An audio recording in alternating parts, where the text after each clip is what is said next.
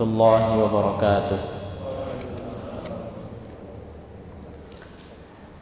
إن الحمد لله نحمده ونستعينه ونستغفره ونعوذ بالله من شرور أنفسنا ومن سيئات أعمالنا من يهده الله فلا مضل له ومن يضلل فلا هادي له أشهد أن لا إله إلا الله وحده لا شريك له وأشهد أن محمدا عبده ورسوله يا أيها الذين آمنوا اتقوا الله حق تقاته ولا تموتن إلا وأنتم مسلمون يا أيها الناس اتقوا ربكم الذي خلقكم من نفس واحدة وخلق منها زوجها وبث منهما رجالا كثيرا ونساء واتقوا الله الذي تساءلون به والأرحام إن الله كان عليكم رقيبا يا أيها الذين آمنوا اتقوا الله وقولوا قولا سديدا يصلح لكم أعمالكم ويغفر لكم ذنوبكم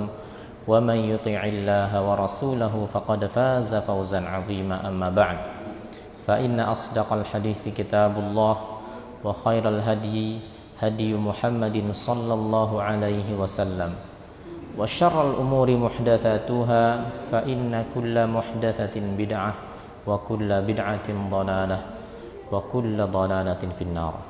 Ma'asyiral muslimin dan muslimat rahimani wa rahimakumullahu jami'an. Selamat datang kepada para penuntut ilmu dari kalangan muslimin, kaum muslimin maupun muslimat. Dan Rasulullah sallallahu alaihi wasallam menyebutkan tentang orang-orang yang mereka menuntut ilmu bahwasanya man salaka tariqan yaltamisu fihi ilman sahhalallahu lahu bihi tariqan ilal jannah. Barang siapa yang berjalan atau menempuh suatu perjalanan untuk mencari ilmu syar'i, niscaya Allah akan mudahkan jalannya menuju surga. Dan Rasulullah sallallahu alaihi wasallam juga mengingatkan talabul ilmi faridatun ala kulli muslimin. Menuntut ilmu itu sesuatu hal yang wajib bagi setiap muslim maupun muslimah. Ilmu yang dimaksud di sini dan yang dimaksud di seluruh ayat-ayat maupun hadis adalah ilmu syar'i. Ilmu syar'i, ilmu agama. Dan agama kita, agama Islam adalah agama yang sangat sempurna dan paripurna. Tidaklah ada sesuatu yang ditinggalkan dan tidak dijelaskan oleh agama ini yang berkaitan dengan hubungan seseorang dengan Allah, hablum minallah, maupun yang berkaitan dengan sesama manusia. Sebagaimana Allah mengatakan, al-yawma akmaltu lakum dinakum wa atmamtu alaikum ni'mati wa raditu lakumul islam madina. Pada hari ini aku telah sempurnakan bagi kalian agama kalian dan aku telah paripurnakan bagi kalian nikmatku dan aku telah ridhoi Islam sebagai agama kalian. Betapa tidak kalau kita perhatikan di dalam rukun Islam saja, dan rukun itu adalah sesuatu yang paling penting dari sesuatu atau bangunan suatu. Semisal bangunan ini, masjid ini punya rukun yang dengannya masjid ini tegak, setidaknya ada 4, 1, 2, 3, 4. Yang apabila salah satu tiang utamanya, penyangga utama, rukunnya itu hilang, maka hampir bisa dipastikan masjid ini tidak layak dipakai atau bahkan berbahaya. Demikianlah Islam. Islam berdiri di atas rukun Islam yang merupakan hal yang paling penting dalam Islam. Dan kita semuanya mengetahui rukun Islam. Pertama, syahadat la ilaha illallah wa anna muhammadan rasulullah. 2 kalimat syahadat. Yang kedua adalah salat. Yang ketiga adalah zakat. Yang keempat adalah saum, dan yang kelima adalah haji bagi yang mampu. Kalau kita perhatikan rukun Islam itu ada yang kaitannya dengan Allah Azza wa Jalla, hablum minallah, berupa syahadat. Demikian juga salat, ya. Dan saum. Ada yang berkaitan dengan sesama manusia, di antaranya adalah zakat, kemudian haji. ya, kemudian haji, dan haji ada yang berkaitan dengan Allah Subhanahu wa taala juga. Yang jelas agama kita ini sangat sempurna, ya. Tidak ada yang ditinggalkan penjelasannya di dalam urusan agama kita ini. Tidak terkecuali apa-apa yang akan kita mulai bahas biiznillah, ya, dari sore ini dan waktu-waktu mendatang yang berkaitan dengan penyelenggaraan jenazah. Sebenarnya kalau kita perhatikan atau dalam terminologi ilmu fikih, ya, fikih itu terbagi menjadi 4 garis besarnya. Yang pertama, fikih ibadah. Atau apa sebelumnya fikih? Kita mungkin sering mendengar kata fikih. Ya, ilmu fikih. Ada lagi ilmu akidah. Kalau akidah itu berbicara tentang keyakinan seseorang. Bagaimana seseorang itu memiliki keyakinan terhadap Allah Subhanahu wa taala, berupa keyakinan bahwa Allah satu-satunya yang menciptakan alam ini. Allah yang berhak disembah, dan Allah memiliki kesempurnaan dalam nama dan sifat. Itulah akidah. Juga dibahas hal-hal yang sifatnya keyakinan, nggak kelihatan, tidak terlihat. Kan orang punya keyakinan itu nggak kelihatan. Nah, kalau fikih adalah mengetahui hukum-hukum syar'i, hukum-hukum syariat yang berkaitan dengan amaliyah, bukan aqaidiyah. Amaliyah itu apa? Amaliyah itu satu yang diamalkan. Sebagai contoh di dalam fikih itu, kalau orang sholat, pembahasan dari kacamata akidah berbicara tentang ini orang sholatnya atau sholat itu harus ikhlas. Nah kan gitu. Ikhlas kelihatan nggak? Nggak kelihatan. Kenapa? Ya karena itu berbicara masalah keyakinan, ya, dalam hati. Tapi kalau tinjauan fikih, sholatnya, wah ini sholatnya ngadep kemana nih? Kalau sholatnya ngadep ke selain kiblat, nggak benar. Jadi ilmu fikih juga penting, ilmu akidah penting. Ya, ilmu akidah itu berbicara masalah hati dan keyakinan, ilmu fikih berbicara tentang praktek dan perbuatan. Praktek dan perbuatan. Allah Subhanahu wa taala menyebutkan di dalam Al-Qur'an, "Madza ajabtumul mursalin?" Akan ditanyakan kepada semua manusia, apa yang kalian jawab kepada para rasul, ya. Kata Imam Ibnul Qayyim rahimahullah, manusia itu akan ditanya setidaknya 2 hal. Pertama, madza kuntum ta'budun? Kalian dulu di dunia nyembah apa? Nyembah siapa? Itu pertanyaannya menyerempet atau menyinggung masalah akidah atau fikih? Akidah. Sedangkan ya, pertanyaan yang kedua, madza ajabtumul mursalin? Apa yang kalian jawab terhadap para rasul? Ya, apakah kalian menyambut, meneladani, mencontoh, mengikuti para rasul atau tidak? Nah, itu berkaitan dengan masalah apa? Masalah fikih. Hari ini kita akan menjelaskan sedikit atau sebagian dari sebagian kecil ilmu fikih. Ilmu fikih itu ilmu yang sangat luas, sangat luas.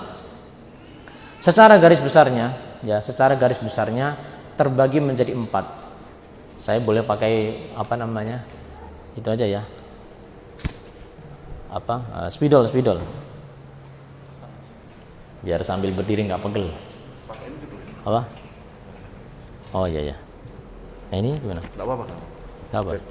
Nggak, ini kabar. Apa? Sana kemarin apa ya? Ya. Ya. Oh permanen. Ya udah nggak apa-apa. Nggak, yang ini nggak. Oh ya. Cuman yang ininya nih jadi agak susah dihabis. Baik. Jadi kalau kita berbicara ilmu fikih itu, maka garis besarnya ada 4. Yang pertama adalah fikih ibadah.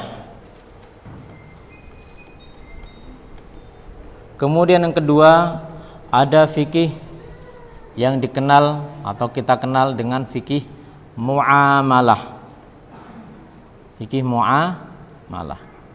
Kemudian yang ketiga adalah fikih yang berbicara tentang fikih keluarga atau fikih usrah. Fikih usroh itu isinya adalah berbicara masalah nikah, talak, kemudian pengasuhan dan seterusnya. Kita menyebutnya fikih usroh. Usroh itu artinya keluarga. Ya. Kemudian satu lagi yang jarang disinggung karena ini adalah fikih yang sangat khusus, ya, yaitu fikih yang berbicara tentang fikih jinayah. Jinayah itu apa? Jinayah itu pidana. Orang kalau membunuh apa hukuman baliknya? Orang kalau mencuri apa? Orang kalau misalnya dia umpamanya mencederai satu mata orang sampai nggak bisa lihat, bagaimana? Ini Islam luar biasa kan? Nah, fikih ini ilmunya sangat besar, sangat besar. Imam Ahmad rahimahullah itu mempelajari sebagian dari masalah fikih itu sampai bertahun-tahun. Imam Ahmad, imam besar.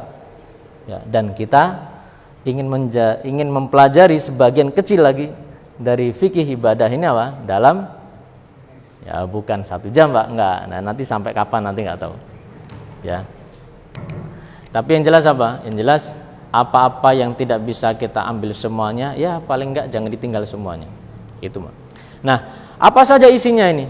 Secara garis besar fikih ibadah itu semuanya berbicara pasti masalah apa? Ibadah apa yang paling penting? Salat, kan gitu kan. Kemudian apa? Kemudian zakat, kemudian saum, kemudian haji, kemudian fiqhul jihad, biasanya jihad fi sabilillah, berperang, ada aturannya, ya. Kemudian kalau muamalah itu yang kaitannya sama apa? Jual beli, pinjam meminjam,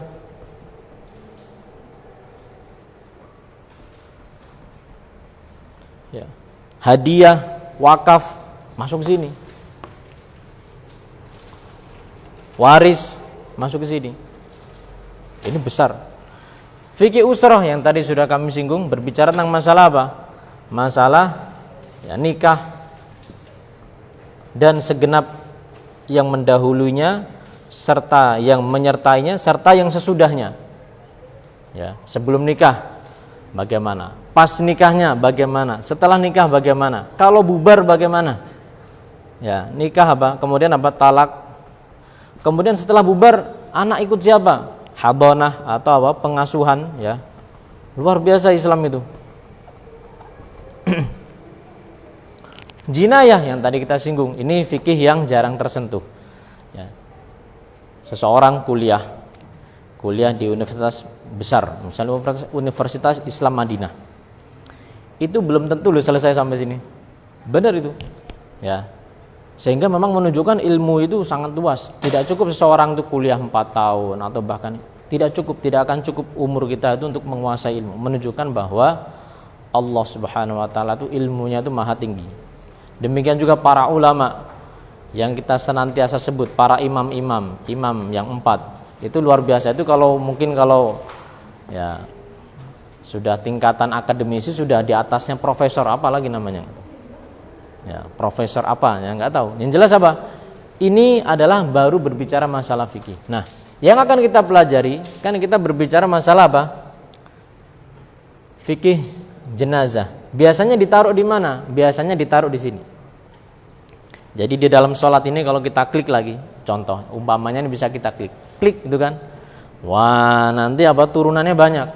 Mulai dari ya syarat sholat. Ini belum sholatnya, belum ngomong sholatnya. Kemudian nanti rukun sholat, kemudian nanti pembatal sholat, kemudian nanti macam-macam sholat sunnah dan seterusnya. Di antara sub bab dalam masalah sholat ada namanya sholat jenazah. Ya, sholat jenazah. Karena sholat jenazah ini, ya, dia sesuatu yang tidak terpisahkan dari hal-hal yang sebelum jenazah ini disolatkan, mulai dari dimandikan, kemudian dikafani, ya, maka para ulama mereka menyendirikan pembahasan jenazah. Tadi waktu kami kirimkan filenya, PDF-nya ke Pak Erwin, ya. Wah, ternyata tebel banget, Ustaz. 300 sekian halaman. Ini membahas apa? Tentang jenazah. 300 sekian halaman. Tapi Bapak Ibu kaum muslimin dan muslimat tidak perlu khawatir. Insya Allah dalam pertemuan pertama kali ini, ya, kami akan menjelaskan secara overview dulu.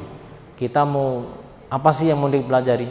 Ya, dari sekian ratus halaman itu kesimpulannya apa? Insya Allah akan selesai dalam satu pertemuan. Kesimpulannya loh, Pak. Ya, bukan detailnya loh, bukan lagi prakteknya. Ada penghapus nggak, Pak? Maaf. Oh, ini ada. Jadi ini sudah bisa dipahami, Pak, ya. Nanti keluar ujian ini. Ini ada ujiannya nggak, Pak? Wah, boleh. Kuis. Nanti pakai Google Form. Udah kayak kuliah aja. Ya. Oh, ini nggak apa-apa ini. Tarik. Oh, disakuin aja.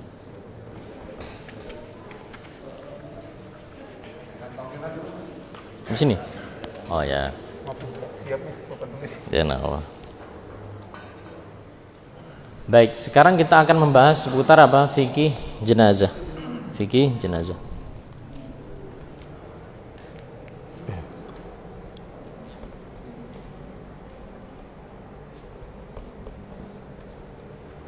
Kita tinggalkan dulu pembahasan-pembahasan yang lain, ya. Yang tadi disebutkan ternyata banyak sekali. Nah, di dalam kitab ini dan sudah kami buatkan PowerPoint-nya. Jadi secara garis besar di dalam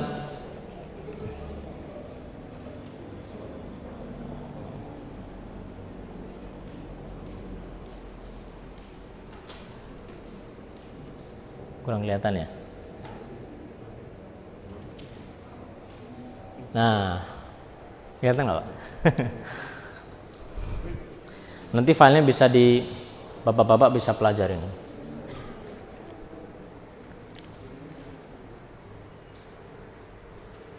Jadi apa saja yang biasanya akan dibahas di dalam pembahasan fikih jenazah itu sudah ada, ya.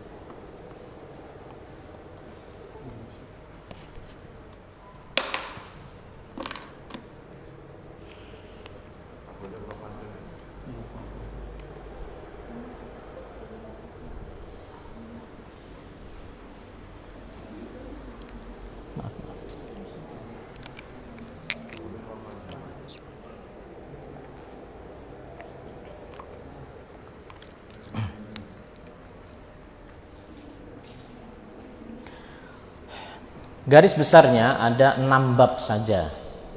6 bab saja. Bab yang pertama itu berbicara tentang hukum seputar orang sakit dan sekarat, ya. Bapak-bapak silakan kalau mau nyatet, ibu-ibu silakan, tapi kalaupun tidak nanti filenya akan kita share, ya, akan kita share. Jadi mungkin disimak saja. Ya, semoga nanti ke depannya sebelum kita pelajaran nanti kita sudah kirimkan filenya, paling tidak punya overview, ya kan, punya gambaran akan pelajaran yang akan dijelaskan. Karena kebetulan kitab ini belum diterjemahkan. Tapi bapak-bapak atau ibu-ibu kalau punya buku sesuatu yang berkaitan masalah jenazah silakan dibawa, karena kitab ini, jadi kenapa kita milih kitab ini sebelum? Jadi kitab ini itu dia merupakan sebuah semacam kayak ensiklopedia yang dia mengumpulkan, ya, dari berbagai macam sumber, ya, dan dia meringkaskan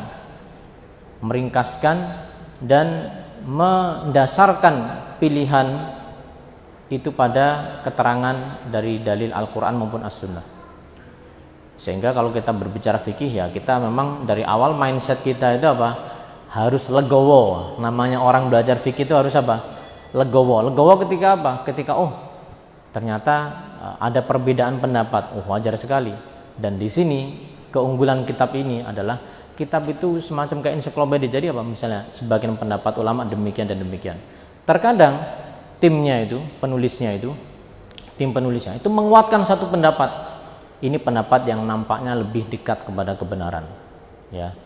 Pendapat yang lebih dekat kepada kebenaran. Dan nanti akan kita lihat banyak sekali hal-hal yang di dalam fikih jenazah maupun fikih-fikih yang lain itu berbeda ya para ulama. Dan mereka para ulama rahimahumullah, mereka ini para orang-orang yang Allah Subhanahu wa taala perintahkan kita untuk ngikut mereka. Allah mengatakan fas'alu ahla dzikri in kuntum la ta'lamun. Tanyalah kepada para ulama kalau kalian enggak tahu. Ya. Dan itu beredar antara 1 pahala dan 2 pahala. Tidak ada yang berkaitan dengan 0 pahala, enggak.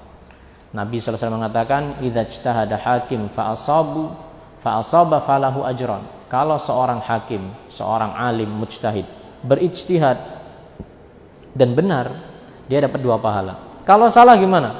Tetap dapat, tapi berapa? 1 pahala.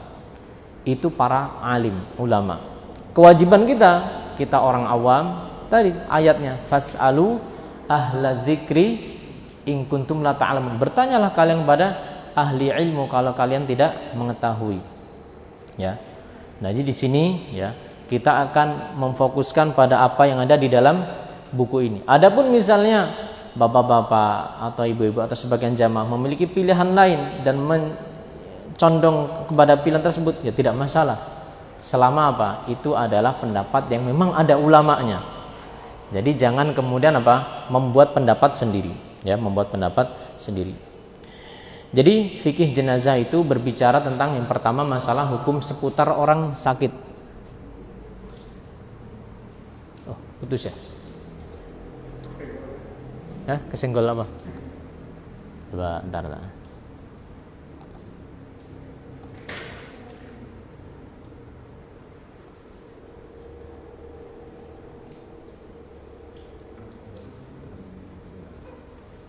Ya. Hukum seputar orang sakit dan sekarat. Kemudian bab yang kedua nanti berbicara tentang masalah memandikan mayat dan mengkafani. Bab yang ketiga berbicara tentang masalah menyolatkan mayat. Bab yang keempat memikul jenazah atau memikul mayat dan menguburkannya. Dan bab kelima berbicara tentang seputar kuburan, ya, hukum seputar kuburan. Dan yang keenam berbicara tentang masalah takziah. Takziah, ya. Apa definisinya dan bagaimana takziah yang syar'iyah yang dibenarkan. Masing-masing dari bab ini, ya, pembahasannya di dalamnya ada subbab. Subbabnya ada subbabnya lagi. Dan itu yang menjadikan buku ini begitu mudah untuk kita pelajari karena sistematis sekali. Baik. Karena kebetulan filenya belum berlanjut, jadi kita akan jelaskan bab 1 ini, ya. Hukum seputar orang sakit dan sekarat. Ada nggak? Ada. Oh belum, ya, apa-apa. Bab 1 berbicara tentang hukum seputar orang sakit dan orang yang sakaratul maut, ya. Apa sih sebenarnya isi dari bab ini? Isinya apa? Isi dari bab ini adalah berbicara tentang seputar hukum berobat. Atau kenapa kok dibahas orang sakit, kok dibahas di dalam kitab jenazah? Hampir kalau kita lihat di dalam buku-buku fikih itu pembahasan jenazah dimulai dari pembahasan seputar hukum orang sakit. Bolehkah seseorang itu misalnya berobat? Demikian juga bagaimana hukum meruqyah ataupun minta diruqyah, ya, dan seterusnya berkaitan sama orang sakit. Kenapa?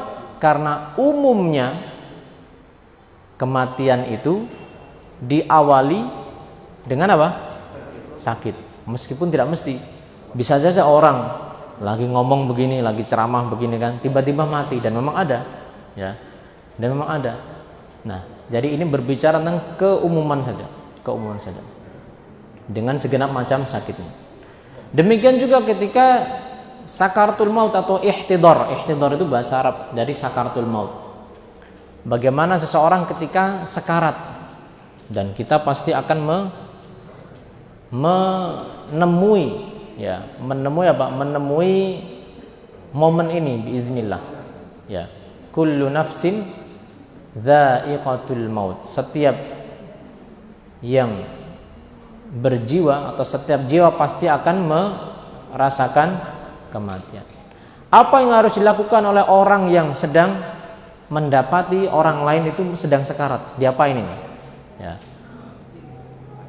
Bingung apa gimana? Ataukah dia sendiri? Kita sendiri. Kenapa? Lah kalau misalnya seseorang umpamanya dia di tangan atau di semuanya di kabel ICU. Nah, ICU kan nggak bisa ditengok. Cuma dia masih hidup dan dia sadar. Nah, pelajaran ini akan penting. Sebagaimana pelajaran-pelajaran akidah. Wah, apa yang harus saya lakukan ini? Saya sepertinya mau meninggal. Sudah ditali semuanya, dokter sudah memisahkan diri, keluarga udah nggak boleh nengok.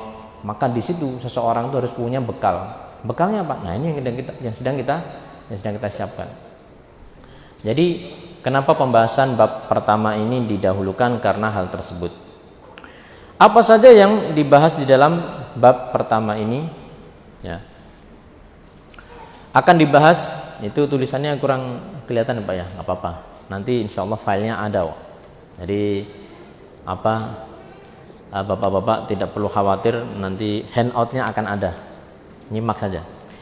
Akan dibahas seputar hukum berobat. Demikian juga akan dibahas lagi hukum meruqyah. Ruqyah itu menjampi. Dan juga macam-macam ruqyah, karena ruqyah itu bisa ruqyah yang dibenarkan syariat, bisa ruqyah yang dilarang syariat. Demikian juga ada lagi hukum meminta diruqyah. Orang lagi sakit, terus dia kemudian apa? Dia minta untuk dibaca-bacain, diruqyah namanya. Kemudian nanti akan dibahas lagi seputar hukum menjenguk orang sakit. Ya. Baik orang yang sakit itu seorang muslim maupun orang kafir yang zimmi. Orang kafir itu macam-macam. Orang kafir, ada orang kafir yang tidak memusuhi Islam. Ya. Misalnya orang-orang yang tetangga-tetangga kita ini meninggal. Boleh nggak seseorang itu kemudian menjenguk atau hampir meninggal, menjenguk orang yang sedang sakit? Dan kemudian adab-adab seputar menjenguk orang sakit, ya, menjenguk orang sakit, serta ya, doa-doa bagi orang yang atau doa yang dibaca ketika menjenguk orang sakit, serta hal-hal yang semestinya dilakukan ketika orang menjenguk, ya, menjenguk orang sakit. Orang sakit itu apa? Kita mesti ngapain? Dan kita mesti bagaimana? Dah. Hal-hal yang berkaitan dengan masalah tersebut terbahas di dalam pembahasan subbab yang pertama seputar orang sakit. Selesai subbab ini nanti kita masuk pada seputar sakaratul maut. Yang sakit tadi sudah mulai terlihat tanda-tanda akan meninggal, ya. Maka apa yang harus dilakukan? Baik yang berkaitan dengan si penjenguk maupun orang yang dijenguk, yang hendak hendak sakaratul maut. Si penjenguknya seperti kita, orang yang di situ, ya, kita melihat ada orang yang sakaratul maut, maka kita diperintahkan untuk memperbanyak mengingat kematian. Kita akan seperti itu juga. Demikian juga orang yang hendak meninggal, dia hendaknya, ya, melaksanakan adab-adab yang akan dijelaskan berupa husnudzon, kemudian, ya, bagaimana seseorang ketika dia benar-benar merasa sakit, apakah boleh dia meminta mati saja, apakah boleh dia mengaduh, ya, karena saking sakitnya. Dan demikian juga apa yang dilakukan oleh orang-orang di sekitarnya ketika kematian itu sudah mendatangi orang tersebut, ya, meninggal. Diapain ini? Ya. Itu akan diterangkan. Kemudian tanda-tanda kematian itu juga dijelaskan. Jadi buku ini atau kitab ini, kalau ini cuman daftar halamannya aja, segini tebal. Itu kelebihannya adalah dia menambahkan masalah-masalah kontemporer, ya. Bagaimana kalau misalnya orang itu dia itu mati suri, ya, mati suri, dia ini dinyatakan, ya, masih hidup, tapi apa? Sudah seperti orang mati. Koma mungkin semisal itu. Bertahun-tahun itu gimana? Apakah dihitung orang mati atau masih hidup? Ya. Masih terlihat tanda kehidupannya, tetapi apa? Dia ini nggak bisa apa-apa, sudah melek juga enggak, ngomong juga enggak, merem aja gitu. Tapi masih hidup. Nah, nanti akan dibahas yang seperti ini. Hukumnya seperti apa? Demikian juga orang yang dia adab-adab yang lain yang berkaitan dengan orang yang ditinggal, ya. Ketika sudah meninggal, kemudian nanti dilakukan hal-hal yang mesti dilakukan. Ini sebelum memandikan, maka apa yang harus kemudian dilakukan oleh orang-orang di sekitarnya, ya. Demikian juga termasuk kerabatnya, serta mengumumkan kematian, ya, mengumumkan kematian. Dan hal-hal yang berkaitan dengan setelah kematian yang harus disegerakan. Misalnya masalah utang atau wasiat atau warisan. Wah, ini baru mati kok sudah ngebahas warisan. Ya nggak apa-apa. Karena apa? Lah bisa jadi nanti setelah orang ini meninggal, ahli warisnya ada yang mati. Ya, nanti dibahas di dalam fikih waris. Contoh, seorang suami, dan ini kejadian, ya, seorang kemarin pas corona itu kan, pas corona covid itu, seorang suami meninggal. Dia itu kan punya harta banyak, otomatis istrinya itu menjadi ahli warisnya, ya kan. Tidak lama kemudian, seminggu kemudian istrinya menyusul, karena kemudian keduanya itu apa, dirawat semuanya, cuman suaminya meninggal dulu. Nah, itu ada hitungannya. Makanya para ulama ahli waris itu, mereka kalau ada kejadian, ya misal orang mati beruntun, itu pasti akan ditelisik dulu siapa yang mati duluan. Siapa yang mati duluan itu mempengaruhi apa? Harta peninggalannya, yang nanti akan mempengaruhi orang yang masih hidup itu dapat berapa. Nah, itu sampai seperti itu. Dan hukum seputar otopsi mayat. Ya, ada mayat, boleh nggak diotopsi, dibedah? Boleh nggak dijadikan sebagai bahan pelajaran, umpamanya kedokteran, praktek bedah mayat. Nah, siapa yang mau jadi apa? Modelnya. Nah, kalau cuman boneka terus ya nggak bisa, ya kan? Maka apa? Harus ada mayat beneran. Nah, mayat seperti apa yang dibolehkan atau yang tidak boleh untuk dijadikan sebagai bukan kelinci, karena tetap manusia, Pak. Jadi setelah meninggal tidak menjadi kelinci kan, gitu kan. Manusia percobaan, dibedah, ini namanya jantung, ini namanya apa, ya. Maka itu juga dibahas. Termasuk juga orang yang atau wanita yang keguguran. Keguguran gimana? Kapan kegugurannya? Udah berbentuk belum? Kalau sudah berbentuk bagaimana? Kalau belum berbentuk bagaimana? Itu juga nanti nyambung ke masalah sholat. Ke masalah apa? Sholat. Ya, misalnya seorang wanita, kalau yang kita bahas ini kan jenazah, ya kan? Ya, kemudian keguguran, terus kemudian ternyata sudah berbentuk manusia, cuman belum sempurna, sudah ada kepalanya, sudah ada anggota badannya, tapi jari-jarinya belum nih. Nah, yang seperti ini bagaimana? Demikian juga dia statusnya apa? Si wanita ini, ibu tadi, apakah dia itu sholat apa enggak? Nah, itu dibahas di dalam buku ini, ya. Selesai bab yang pertama. Bab yang kedua berbicara tentang masalah memandikan mayat. Memandikan mayat itu secara ringkasnya itu ada sesuatu yang namanya fardu atau rukunnya. Namanya memandikan mayat, apa sih yang paling penting untuk diperhatikan? Simple. Pertama niat, yang kedua apa? Mengguyurkan air ke seluruh badan. Dengan hal tersebut seseorang sudah dikatakan telah memandikan mayat. Jadi kalau misalnya, ya, seorang mayat ini misalnya, dia diletakkan di sebuah tempat, ya, kemudian apa? Orang yang hendak memandikan itu, dia kemudian apa? niat memandikan, karena mayat kan nggak bisa berniat, ya. Maka orang memandikan, dia berniat untuk memandikan mayat, terus kemudian apa?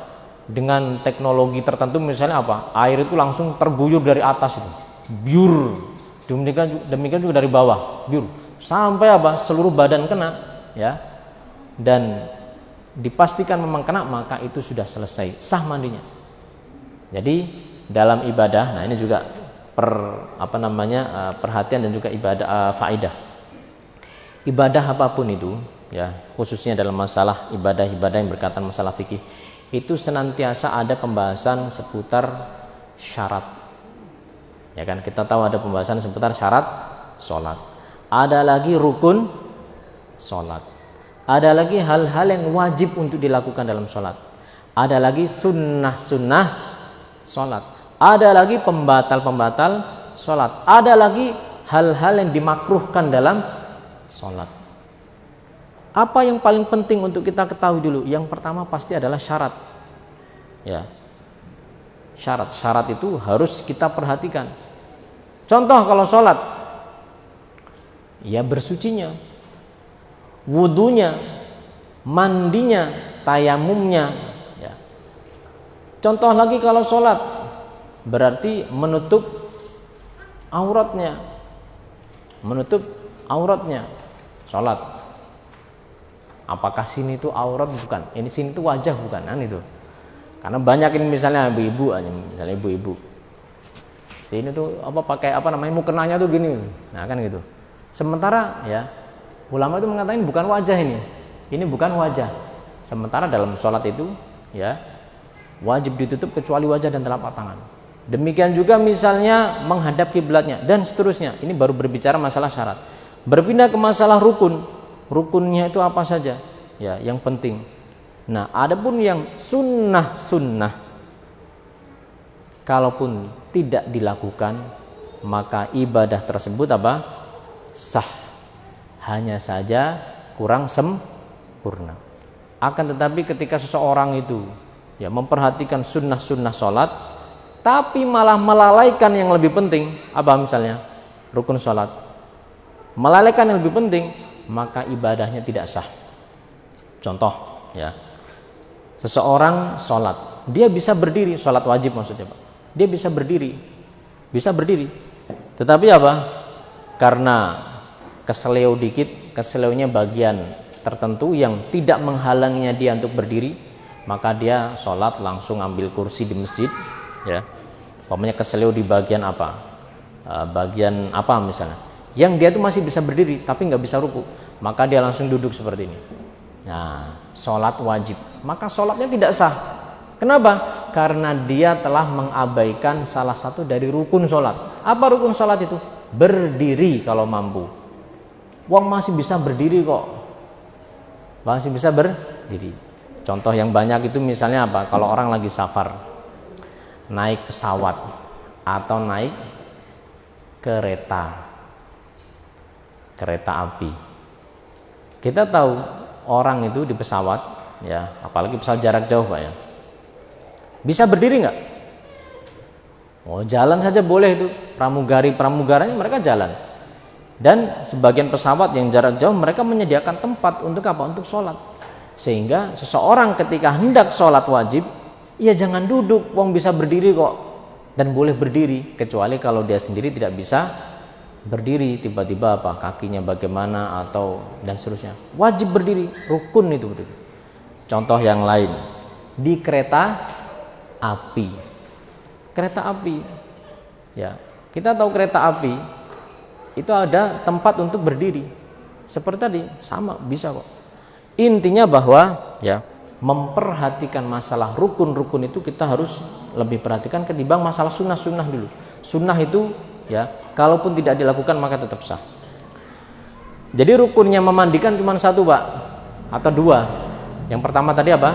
Niat. Ya, niat itu lebih tepat dimasukkan dalam syarat. Yang kedua adalah mengguyurkan air ke seluruh badan. Nah, selesai memandikan. Kemudian setelah itu mengkafani, ya. Mengkafani. Tentunya di dalam proses memandikan itu juga ada penjelasan-penjelasan, ya kan, yang disebutkan para ulama. Mengkafani.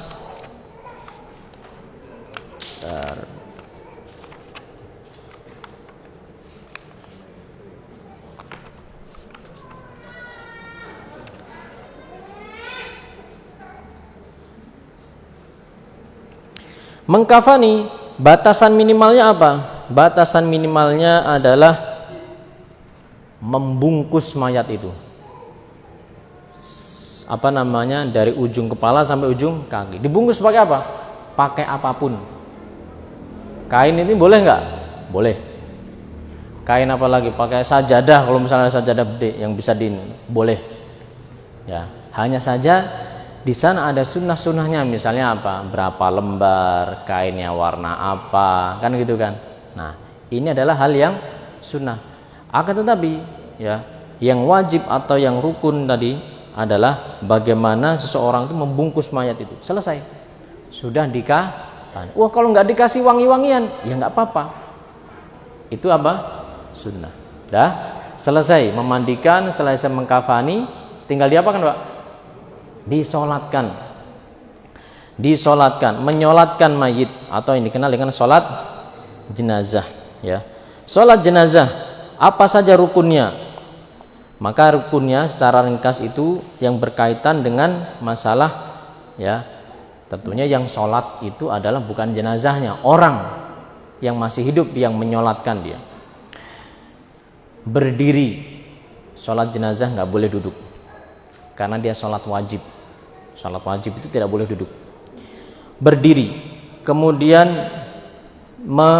atau takbir 4 kali. Ya, nanti di sana boleh nggak takbirnya lebih? Boleh, akan ada keterangannya. Kemudian membaca Al-Fatihah pada rakaat pertama.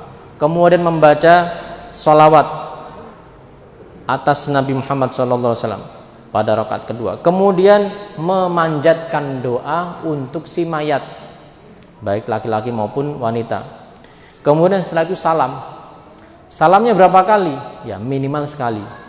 Minimal sekali. Assalamualaikum warahmatullahi. Kalau nambah boleh, ya, 2 kali.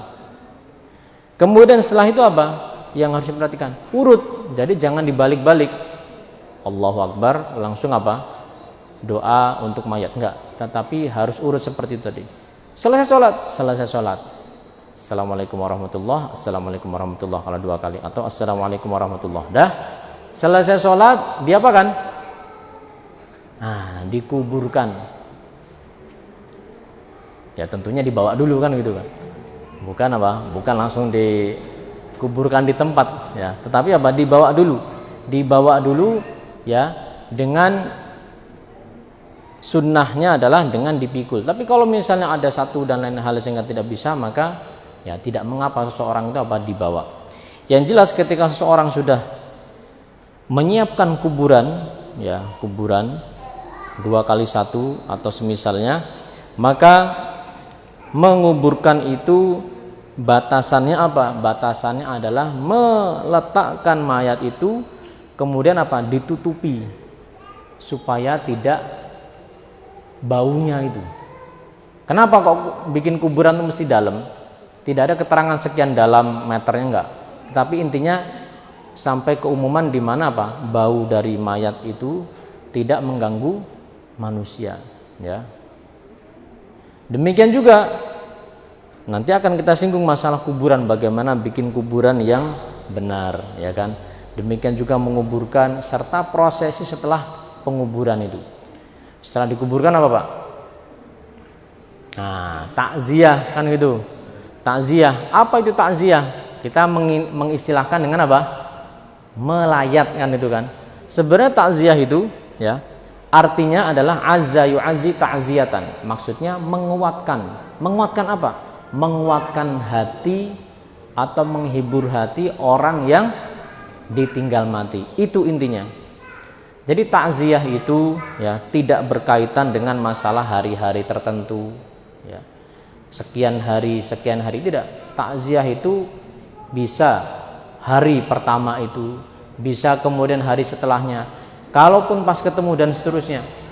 Dan esensinya harus dapat ini, yaitu apa? Menghibur orang yang ditinggal mati, bukan malah menjadi beban baru. Bukan malah menjadi beban baru. Ya, nah nanti akan kita singgung lebih mendetail di dalam masalah takziah yang disyariatkan. Kemudian setelah takziah, ya, maka juga akan dibahas nanti kalau di dalam buku tadi. Ya.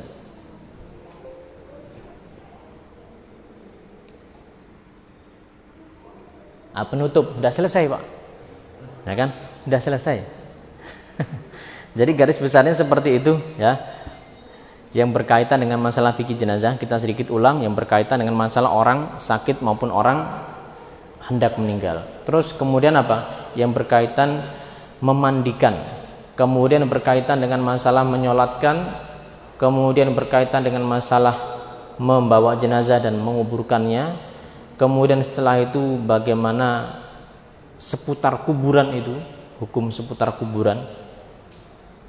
Demikian juga yang berkaitan dengan masalah setelah meninggalnya, yaitu apa? Takziah atau melayat. Ya. Ini adalah overview kajian kita, ya, selama beberapa waktu mendatang biiznillah, dan kita akan buka terlebih dahulu untuk sesi diskusi ataupun tanya jawab. Dan pertanyaan-pertanyaan yang berkaitan dengan materi yang akan kita sampaikan, ya, kita tidak singgung dulu. Biar apa? Biar penasaran. Biar penasaran, ya kan? Jadi Ustaz, gimana kalau misalnya ini dan itu? Ya, kecuali kalau memang mendesak. Ustaz, ini tetangga barusan meninggal, ya kan? Beberapa waktu, atau misalnya ini, artinya kasus-kasus yang mungkin membutuhkan jawaban segera. Tapi kalau misalnya Ustaz, bagaimana kalau misalnya nanti? Nah, masih nanti kok, nanti dulu. Ya, insya Allah sabar. Karena kebetulan jadi kitabnya ini saya cari terjemahannya belum ada yang terjemahkan. Ya, akhirnya ya saya agak terburu-buru kemarin langsung cari pesan PDF-nya, print gitu kan.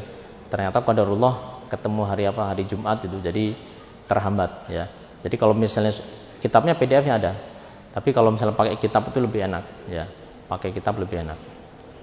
Jadi saya sendiri belum sempat untuk kemudian mendalami masing-masing per poinnya, kecuali di bab pertama. Bab pertama bisa, tapi insyaallah taala kita akan jelaskan pada pertemuan-pertemuan mendatang. Nah, silakan Pak, Bu, kalau ada yang mau ditanyakan.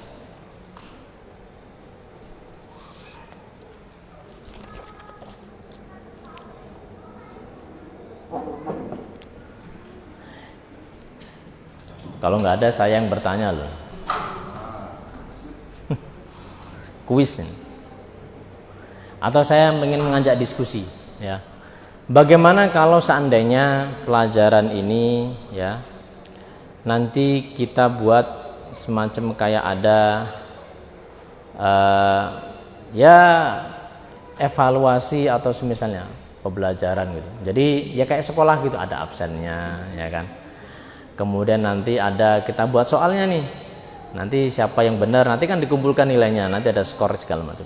Ya kayak kuliah. Jadi supaya kajian kita itu kita dapat sesuatu.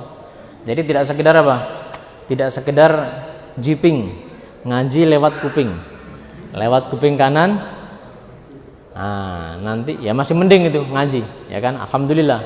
Bapak-bapak, ibu-ibu datang ke majelis ilmu itu dapat pahala. Mendapatkan apa? Rahmat, mendapatkan sakinah, ya, mendapatkan penyebutan Allah di hadapan para malaikat.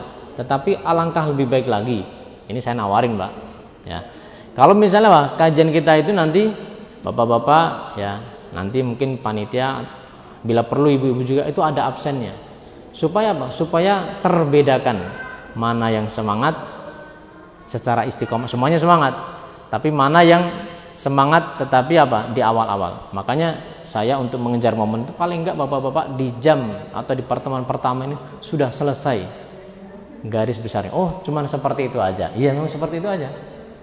Nabi mengatakan innad dina yusrun, agama Islam itu mudah kok, mudah. Ya, tidak susah. Demikian juga nanti biidznillah kita akan support kajian kita ini dengan apa? Dengan media pembelajaran. Ya, baik itu yang sifatnya itu sesuatu yang dilihat maupun praktek. Kalau praktek kayaknya agak susah. Nyari mayatnya itu susah. Kalau pakai boneka ya mungkin pendekatan saja. Nanti kita akan coba carikan karena di zaman sekarang sudah banyak ya. Materi-materi yang bisa untuk memberikan gambaran lebih jelas ya. Dan karena kebanyakan materi yang saya dapatkan itu bahasa Arab, nah nanti saya di sini hanya menjelaskan ini loh, kayak gini. Secara apa? Secara praktikal. Karena ada hal-hal yang memang disebutkan para ulama, tetapi kalau keterangan secara hadisnya itu nggak ada. Contoh, kalau seorang itu meninggal, ya para ulama mereka menyebutkan, kalau habis meninggal ini, apa yang dilakukan? Yang dilakukan adalah setelah kemudian apa? Mengatupkan kedua matanya kalau melek, ya kan? Mulutnya juga begitu, maka jangan ditinggal pergi. Tapi diapakan? Ya, perutnya itu dikasih sesuatu yang bisa untuk menghalangi perutnya itu kembung. Ini enggak ada keterangannya, enggak ada. Tetapi para ulama mereka menyebutkan di dalam kitab-kitab mereka. Kenapa? Ya kalau bagus langsung dimandikan. Tapi kalau misalnya waduh lagi repot atau misalnya belum belum siap atau ini ya, maka paling tidak perutnya itu dikasih suatu hal yang berat yang bisa menekan atau menahan dia itu ngembung. Tapi jangan dikasih barbel ya. Dikasih suatu hal yang menjadikan perut nggak kembung. Demikian juga apa? Tangannya itu digerak-gerakkan. Nah, supaya apa? Ini empiris ya, bahwasanya supaya nanti ketika memandikan itu nanti tidak kaku. Nah, hal-hal seperti ini disebutkan dalam buku ini ya, dan disebutkan perkataan para ulamanya yang memang kalau keterangan dalam hadisnya saya belum dapati. Kalau seseorang melihat salah seorang di antara kalian itu meninggal maka letakkan apa, maka enggak. Tapi itu hal yang praktik ya, dan nanti akan kita tampakkan kita carikan nanti videonya dari para praktisinya. Karena saya pribadi belum menjadi praktisi memandikan mayat kecuali apa? Mayat-mayatan. Dan itu sudah lama sekali, sekitar ya 18 tahun yang lalu. Di depan para perawat-perawat di sebuah rumah sakit. Jadi ketika kuliah dulu saya pernah membuat bersama teman-teman itu video tutorial selain tata cara sholat ya, itu tata cara jenazah. Kalau tidak salah tahun 2002, tahun 2003 sekitar itu. Ya, kuliah tingkat 2, kuliah tingkat 3. Nah, itu kebetulan karena kita bekerja sama dengan sebuah rumah sakit ya. Bukan untuk cari mayatnya bukan. Tapi mencari apa? Mencari settingannya, karena kita kan nyari video, nyari background yang pas gitu kan. Nah, kebetulan sama penanggung jawabnya, udah sekalian dipraktekkan, diajarkan buat para perawat kami. Ya, banyak tanda-tanda datang. Dan yang bikin lebih grogi lagi apa? Perawatnya itu mbak-mbak itu. Termasuk apa? Mayat-mayatannya tadi, teman saya. Jadi orang hidup kita mandikan. Ya kan? Kita mandikan, terus kemudian kita kafani, tapi alhamdulillah tidak sampai dikuburkan. Tidak sampai dikuburkan, Pak. Bahaya nanti. Kalau dikuburkan nanti jadi mayat beneran. Walhasil, jadi saya pribadi belum merupakan praktisi yang sering memandikan mayat, sehingga kita belajar dari orang-orang yang memang praktisi, yang memang mereka sudah sering memandikan mayat dan dengan praktek yang syar'i. Silakan Pak, kalau ada masukan, pertanyaan atau usulan atau sanggahan apapun, silakan. Jadi kira-kira setuju ini ya, kalau misalnya kita buat absen ini ya. Setuju ya? Ya, kita buat absen. Baik bapak-bapak maupun ibu-ibu. Ustadz, kalau kami ibu-ibu kan biasanya ini kayaknya kita nggak terlalu penting. Oh penting, nanti akan dibahas. Kalau misalnya seseorang wanita itu ya suaminya meninggal, Atau sebaliknya suami istrinya meninggal, maka bagaimana? Siapa yang berhak memandikannya? Demikian juga kalau misalnya seseorang punya anak perempuan, ya, atau punya ibu, dan ibu itu mesti perempuan, ya, terus meninggal, maka siapa yang berhak memandikannya? Umpamanya bapaknya sudah nggak ada, tinggal ibunya saja, yang memandikan ya anak perempuan sesama jenis, perempuan memandikan perempuan, kecuali kalau misal anaknya masih kecil, anaknya masih kecil, masih bayi atau di bawah umur 7 tahun, ya masih, nah ini beda. Tapi kalau sudah di atas itu SMP, SMA, maka ibu-ibu ya penting untuk kemudian mengetahui hal ini dan adab-adabnya. Makanya pelajaran seperti ini ya pelajaran yang tidak hanya laki-laki, tetapi apa? Para wanita pun juga memiliki hajat untuk mengetahuinya.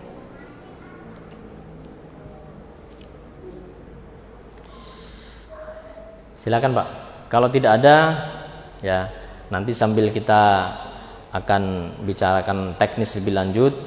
Mungkin kita cukupkan dulu pertemuan pertama kali ini. Insya Allah pada pertemuan mendatang kita akan masuk fasal demi fasal, pembahasan demi pembahasan, poin demi poin dari kitab atau dari bab seputar hukum orang sakit. Dan kami atau saya akan meringkaskan kembali. Ini buku sebenarnya sudah ringkas, sudah sifat ensiklopedia. Nanti saya akan ringkaskan dari masing-masing poin, ya. Nanti ketika kita kajian, kita lebih pada apa? Menyebutkan keterangan-keterangan dalil ataupun penjelasan tambahan apabila diperlukan. Semoga Allah Subhanahu wa taala berikan kepada kita semuanya taufik. Ada kurangnya kami mohon maaf. Kita tutup dengan doa kafaratul majlis. Subhanakallahumma wa bihamdika asyhadu an la ilaha illa anta astaghfiruka wa atubu ilaik. Wassalamualaikum warahmatullahi wabarakatuh.